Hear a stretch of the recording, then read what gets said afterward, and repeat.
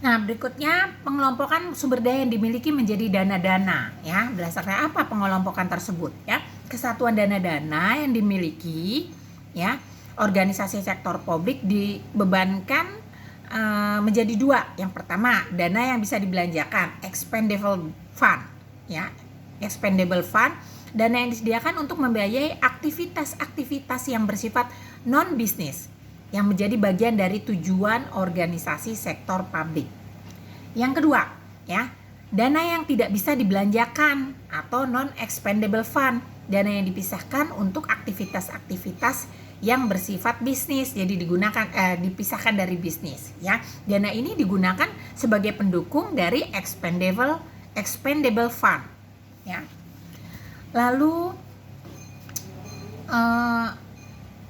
neraca organisasi sektor publik itu, ya, mencatat perkiraan fund balance di sisi ekuitas, ya.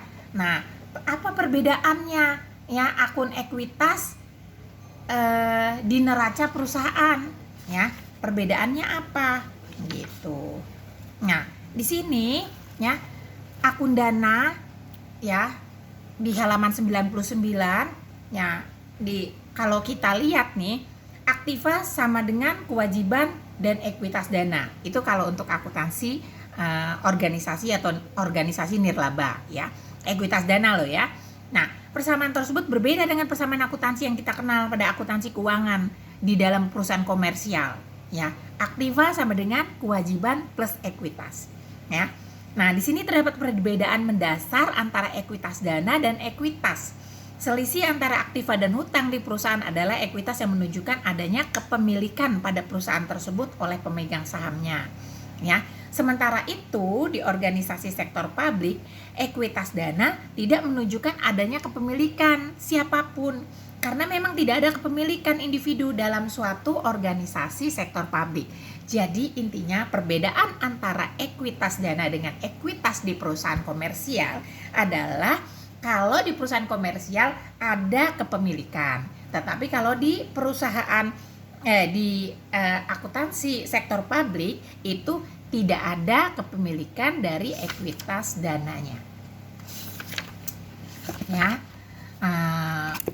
Lalu akuntansi dana terkait dengan basis akrual yang digunakan dan pengukuran atau measurement fokus yang diterapkan oleh organisasi yang bersangkutan. Maksudnya itu pengukuran itu gimana, ya? Nah, kita lihat nih, ya.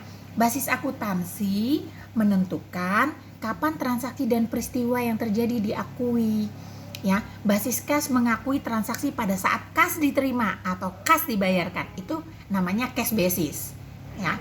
Sementara itu basis akrual mengakui transaksi ketika transaksi yang bersangkutan secara ekonomi terjadi, tidak semata-mata ketika kas diterima.